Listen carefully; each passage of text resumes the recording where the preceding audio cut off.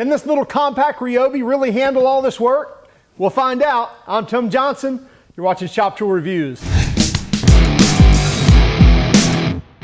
This is the new Ryobi One HP Compact Drill Driver. Now this is part of that HP One lineup that we've already reviewed, I believe 3 of the tools already. And this is the 4th one. Now there's actually 6 in the complete line, in the complete compact HP line. But this is the drill driver. Now they say it's got 400 inch-pounds of force. Now in a drill, what does that matter? It really matters, can you drill the stuff that you need to drill? Can you drive the stuff you need to drive? And that be that, right? You got to get your work done.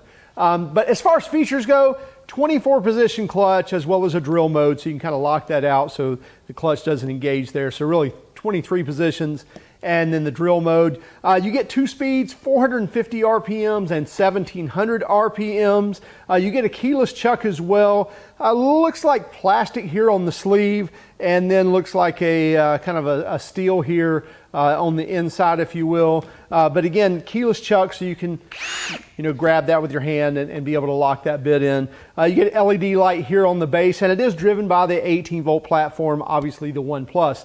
Now, all of the HP One Plus tools are brushless motors. So this has the brushless technology, also runs on the HP batteries. Now, it doesn't have the 3rd prong inside the tool, but it is said to still make use of the HP batteries as well. Now, you can get this kitted with the 1.5 amp hour batteries and the impact driver as well. And with that kit, when you get both tools and 2 batteries and a charger, you're looking at $179.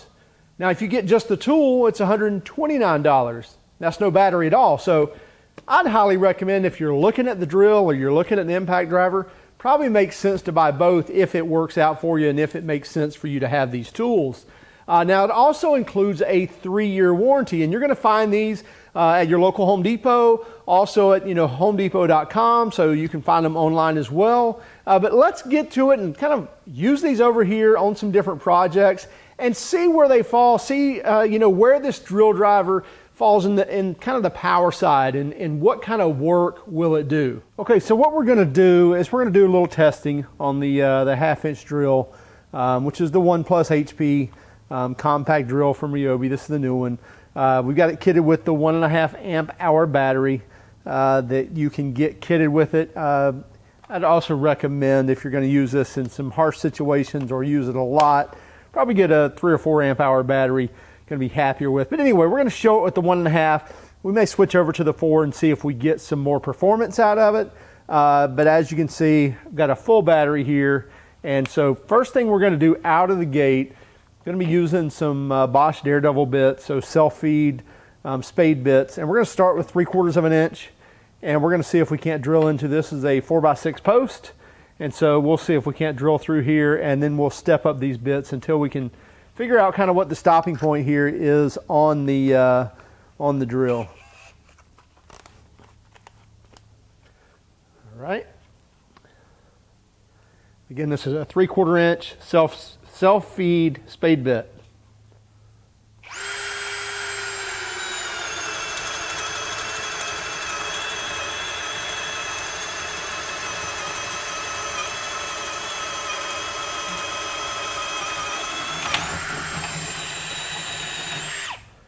So no problems with that at all. Pretty much chewed right through. Now, I didn't, go really, really fast, but again, I've got it in low speed. Now, I'm going to put it in 2. I doubt very seriously it's going to be able to do that in speed 2. And I might clean it out. If I see it kind of bearing down, I don't want to get it buried in the middle here, so I may clean it out, clean the shavings out, and back it out for a second. But let's see how it does. Nope. So it's not going to do that. And I didn't figure that it would. Let's do that once again. Yeah, and you see my lights flashing. It's going to give me, I think it flashed 3 times. I think that's supposed to tell you something in the software. But anyway, we'll do it one more time. 1, 2, 3, 4, 5, 6. So it flashed 6 times. So again, in speed 2, it's probably not going to do anything. Let me step down real quick, and I'll step down to a 1/2-inch bit, and we'll just see if a 1/2-inch bit in speed 2 will do anything here. So again, step down to a 1/2-inch bit, still self-feed, speed 2.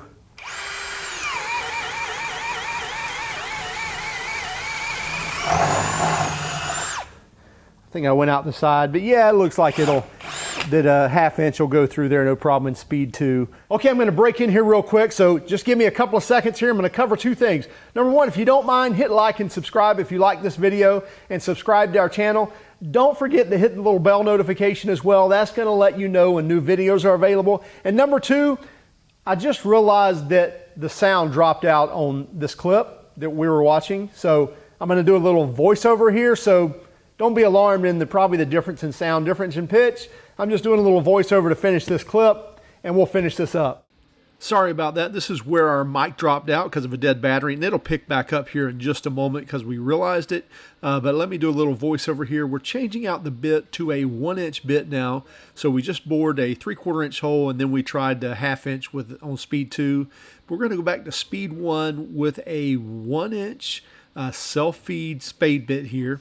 And we're going to see if the Ryobi Compact can actually handle boring that 1-inch hole, which, as you can see, it's chewing through this quite easily, even though this is a full 4 by 6 inch post here, and it walks right through without even having to clean out the hole and even blew out the backside, no problem at all. So the 1-inch was no problem. Going to take that out. Now we're going to jump to a 1 1/4 inch. And using that keyless chuck there to ratchet that in, that ratcheting chuck, it makes it very easy to change bits. And we're going to leave that in speed 1. Obviously, speed 2 is not going to be able to handle this. And you can see it looks like I'm pushing on the backside. I'm really not. I'm just guiding that drill. You even get some reinforcement since there is no auxiliary handle. And again, even with the 1 1/4 inch bit, it chews right through here. Now you'll see when I start to blow out the backside right here that it does stop right there. So it did stop when it tried to blow out the back. I back it out, clean out the hole, and then it goes right through. So pretty typical. Again, for a compact size drill to be drilling a 1 1/4 inch hole, I think that's more than what you'd ask for out of this size drill. So hey, regardless of how much power it's got, to be able to run that kind of hole, I think that's more than what you'd ask for. Okay, so now I'm going to change this back out, and I'm going to go to a 3/4 inch spade bit. So this is the one that we started with. So that's the one we started with. And I'm going to go back to speed 2 and see if just in a 2x4, if we can't get it to go through in speed 2.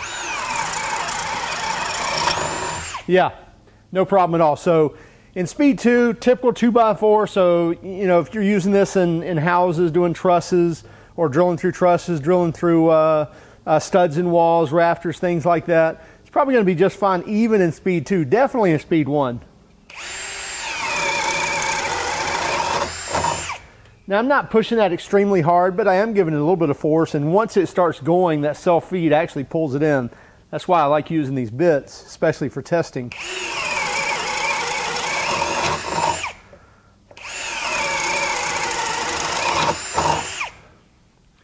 So yeah, no problem at all in a 2x4.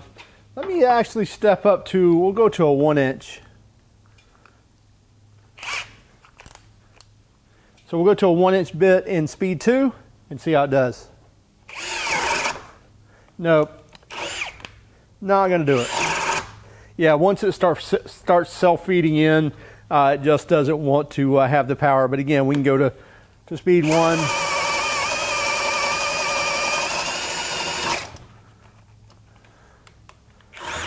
And have plenty of power to muscle through. But even at that, I mean, without an auxiliary handle, it's kind of a pain to work with.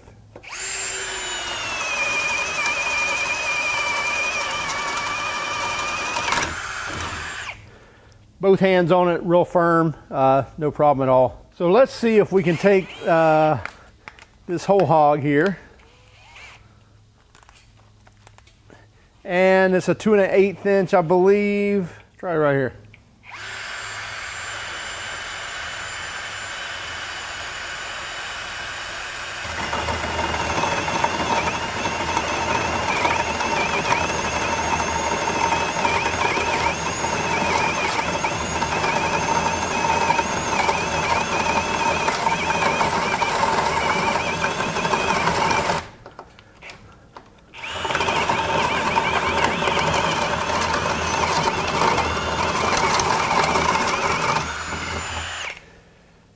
So it stopped once on me, but it did chew through it. So if it was a necessity or a, you know, kind of a emergency situation that you had to use this, then it would work. You know, it'd work for you. It might stop once or twice, but it would chew through there. So that's, again, more than I would be asking out of a tool like this. So, you know, cutting 1 inch and smaller holes in wood, whether it's 2x4s, 4x6s, whatever, it's going to do a great job for you. Might not be as fast as a full-size, you know, pro model, but again, it'll get the job done for sure. So we're going to go ahead and see if we can't cut a hole in this steel stud with this 1.5 inch hole saw.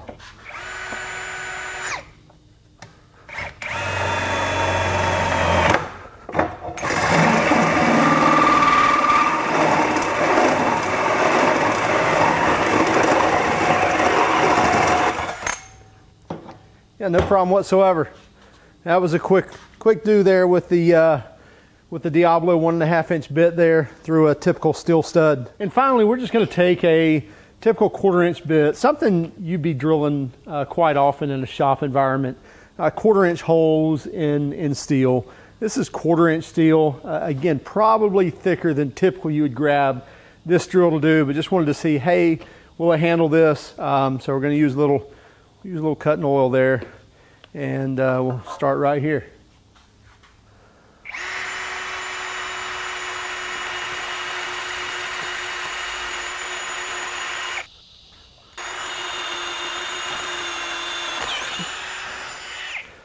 So no problem whatsoever. More of a drill bit issue than a drill issue. Let me put a little more pressure on this one and see.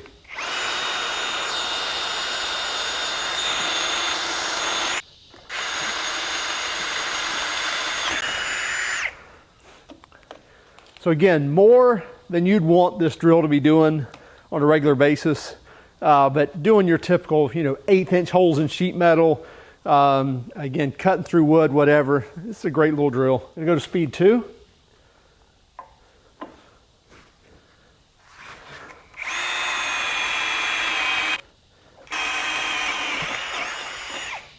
Yeah, speed 2 is a little better. It's still turning. I was scared it might not turn it through that 1/4 inch steel, but no problem.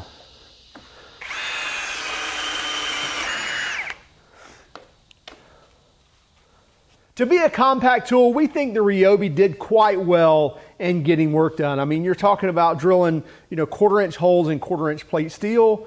Again, not something I'd recommend to do all the time with this, but if you need to, will it do it? Absolutely. Drilling, you know, 1.5 inch holes with a hole saw into a 2x4.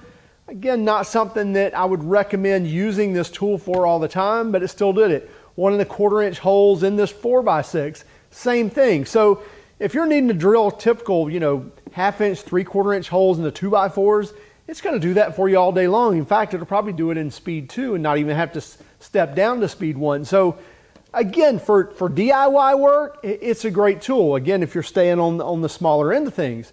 For professional work, if it's lighter work, you know, if you're drilling 1/8 inch holes in sheet metal a lot, which that's pretty typical. You know, you're drilling for a rivet, or you're drilling sheet metal, you're drilling body panels, things like that. Tool will do this no problem at all. If you're drilling, you know, 3/4 inch and 1 inch holes in 2x4s, no problem at all. Even, you know, drilling into steel studs, it will get the job done. So it's not going to be that tool to replace your high-end, high-performance drill driver with auxiliary handle, but it's not meant to be that. That's not how they're marketing this. They're marketing that to reach into the pro category in the compact size range, and that's what Ryobi's calling to do. That's what they're aiming to do, and we think they've done that. Again, we're not going to pair this to the biggest and the best out there, but that's not what they're comparing it to. It's a 400 inch-pound drill driver. You know, it's a 1700 RPM drill driver. It's also 129 bucks. So we'd definitely recommend it to that DIY, recommend it to that entry-level pro. Hey, you check it out for yourself at Home Depot or at homedepot.com. Also keep track of us on Instagram, Facebook, and Twitter. If you don't mind, hit that like and subscribe button. Also the bell notification, that's going to let you know when new videos are available. Have a great day and keep smiling.